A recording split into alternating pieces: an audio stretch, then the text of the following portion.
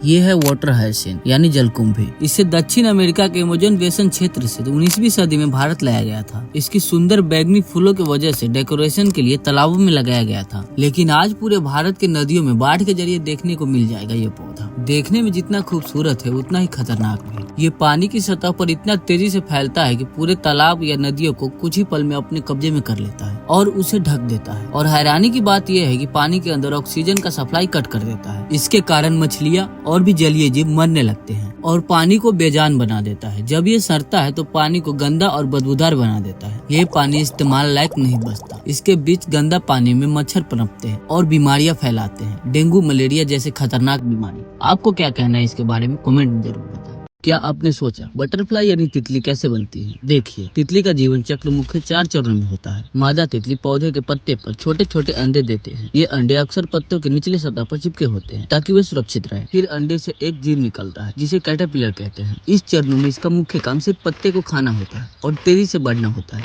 जैसे जैसे ये बड़ा होता है यह अपनी त्वचा यानी स्किन को बदलता रहता है। जब कैटरपिलर पूरी तरीके से बढ़ जाता है तो वह खाना बंद कर देता है और अपने चारों ओर एक रेशमी सुरक्षा कवच बना लेता है। इसे प्यूपा यानी क्रिसलिस कहते हैं। बाहर से ये स्थिर दिखता है, लेकिन इसके अंदर कैटरपिलर के शरीर में अंदर से अद्भुत बदलाव हो रहा होता है। उसके पैर और पंख विकसित हो रहे होते हैं। कुछ दिनों या हफ्तों बाद प्यूपा का खोल फटता है और एक पूरी तरीके से विकसित तितलियां बाहर निकलती है। बाहर निकलने के तुरंत बाद इसके पंख गीले और कोमल होते हैं। कुछ घंटों तक धूप में सूखने और पंख में तरल ब्लड पंप करने के बाद वो उड़ने के लिए तैयार हो जाता है। फॉलो और सब्सक्राइब जरूर करना। बहुत बहुत धन्यवाद। हांगकांग, जुहाई, मकाऊ द्वीप। समुद्र के बीच में सुरंग कैसे बनी? दोस्तों, कल्पना कीजिए एक ऐसे रास्ते की जो 55 किलोमीटर लंबे हो और समुद्र के ऊपर बना हो। इतना ही नहीं, चलते चलते अचानक रास्ता समुद्र के अंदर गायब हो जाए और आप पानी के नीचे से सफर करें। यह कोई जादू नहीं बल्कि इंसान की बनाई सबसे बड़ी इंजीनियरिंग का मिसाल है। अब आप सोच रहे होंगे कि पूरा पुल ऊपर क्यों नहीं बनाया, सुरंग की क्या जरूरत थी? दरअसल जहाँ यह पुल बना है वहाँ से सबसे बड़े मालवाहक जहाज यानी कार्गो शिप गुजरते हैं। अगर पुल ऊपर होता तो जहाज टकरा सकते थे और पास में ही एयरपोर्ट होने की वजह से पुल को ज्यादा ऊंचा भी नहीं बनाया जा सकता था। इसीलिए इंजीनियर ने चुना एक असंभव रास्ता जो समुद्र के नीचे से सुरंग हो। इंजीनियरों ने समुद्र के नीचे 6.7 किलोमीटर लंबी सुरंग बनाई। इसके लिए 80,000 टन वजनी कंक्रीट के पाइप को समुद्र की गहराई में एक दूसरे के साथ जोड़ा गया। इसे बनाने में इतना स्टील लगा है जिससे 6 एफिल टावर खड़े किए जा सकते हैं। क्या आपको लगता है कि इसके पीछे सिर्फ लोहे और कंक्रीट का कमाल है? नहीं, इसके पीछे है विज्ञान की वह ताकत जो 8 तीव्रता वाले भूकंप को भी झेल सकती है। और हमारे भारत में स्पेस टेक्नोलॉजी से बनी हुई विक्रमशिला पुल बीच से टूट के गिर जाती है। वाह मोदी जी वाह।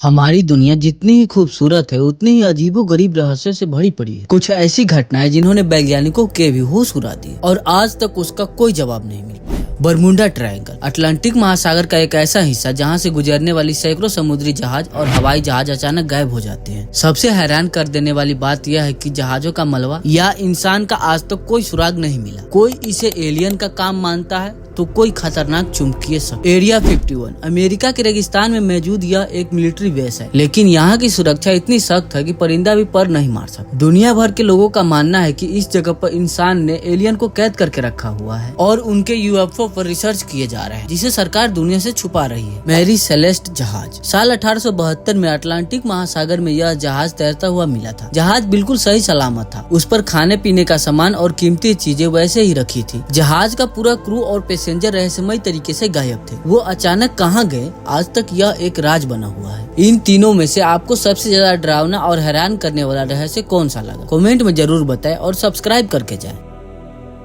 लगभग सभी लोग जानते होंगे कि दिल्ली मेट्रो की तरह ही गुड़गांव में भी अपना खुद का मेट्रो है, जिसे हम गुड़गांव मेट्रो या रैपिड मेट्रो के नाम से जानते हैं, जिसे 14 नवंबर 2013 को पहली बार चलाया गया था। लेकिन जो लोग गुड़गांव जैसे शहर में रहते हैं उन्होंने ये जरूर नोटिस किया होगा कि हाई वोल्टेज की वायर मिसिंग है। इसमें ऊपर से कोई वायर नहीं दी गई है इस मेट्रो में। तो क्या यह इंजन से चलता है? बिल्कुल भी नहीं। ये मेट्रो पूरी तरीके से बिजली से ही काम करती है। रैपिड मेट्रो की एक खास बात, ये पूरी तरीके से ड्राइवरलेस मेट्रो है जो कि बिना ड्राइवर के चलती है। हालांकि इस मेट्रो में सुरक्षा के लिए एक ऑपरेटर उपलब्ध होते हैं। रैपिड मेट्रो 750 वोल्ट डीसी यानी डायरेक्ट करंट से चलती है। इस मेट्रो में तीसरी रेल यानी तीसरी पटरी से 750 वोल्ट डीसी दी जाती है। क्योंकि बिजली पटरी के ठीक बगल में होती है, इसलिए रैपिड मेट्रो के ट्रैक पर उतरना बेहद खतरनाक माना जाता है। लेकिन सुरक्षा के नजर से देखे तो इस मेट्रो में सभी स्टेशन पर शीशा का एक मजबूत दीवार लगे होते हैं, जो कि ट्रेन आने के बाद ही खुलते हैं। इंसान चाहकर भी पटरी पर कूद या गिर नहीं सकता। अगर कोई व्यक्ति जानबूझकर नीचे कैसे भी उतर जाते हैं तो सभी स्टेशन पर इमरजेंसी बटन होते हैं, जिसे दबाते ही थर्ड रेल पावर तुरंत कट हो जाती है। जब पटरियों पर मरम्मत या सफाई की काम होती है तो कंट्रोल रूम से पूरी तरीके से बिजली बंद कर दी जाती है। फिर कर्मचारी डिस्चार्ज रड लगाते हैं, जो बची हुई बिजली होती है उसे ग्राउंड में भेज दी जाती है, ताकि काम करने वाले पूरी तरीके से सुरक्षित रहे। कर्मचारी इंसुलेटेड जूते, दस्ताने और ऐसे औजारों का इस्तेमाल करते हैं जिसमें करंट पास नहीं होता। रैपिड मेट्रो की बिजली मुख्य पावर ग्रिड हरियाणा विद्युत प्रसारण निगम से मिलती है। जैसे सिकंदरपुर में इस हाई वोल्टेज को स्टेप डाउन करके 750 वोल्ट डीसी में बदलते हैं और पटरी तक पहुंचाते हैं। इस ट्रेन में CBTC यानी communication based train control system का उपयोग किया जाता है, जिससे ट्रेन कंप्यूटर और सेंसर के जरिए एक दूसरे से बात करती है और ट्रेन की उचित दूरी बनी रहती है, जिससे हादसा का कोई चांस नहीं होता। लाइक सब्सक्राइब जरूर करना।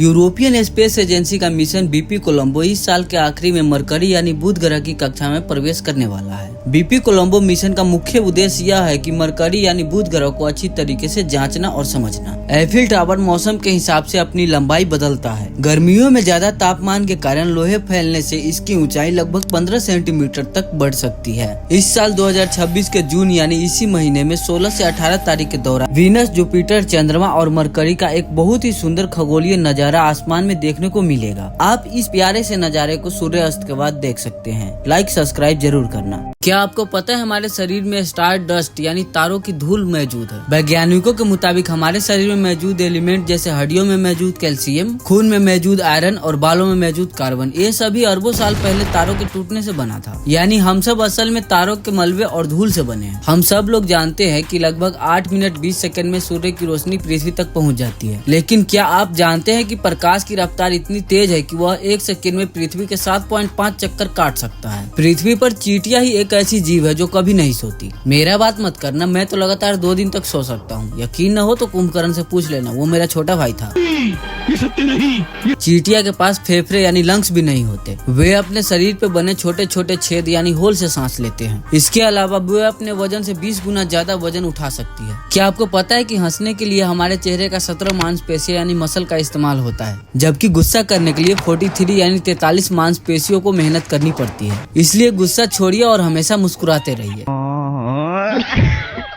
हमारे ब्रह्मांड में रेड रेन हो चुकी है। 2001 में केरला में लाल रंग की बारिश हुई थी। इसका कारण आज तक किसी ने पूरी तरीके से स्पष्ट नहीं की है। हमारा मून हमसे दूर होता जा रहा है। देखो, मून यानी चांद लगभग हर साल हमसे 3.8 सेंटीमीटर दूर होता जा रहा है। देखो, सूर्य अगर अचानक गायब हो जाए तो इसका पता पृथ्वी को लगभग 8 मिनट 20 सेकंड बाद चलेगा, क्योंकि प्रकाश को यहाँ तक आने में इतना ही समय लगता है। आपकी नाक हमेशा दिखाई देती है, लेकिन दिमाग उसे अनदेखा कर देता है। ऐसा क्यों? कमेंट में जरूर बताएं।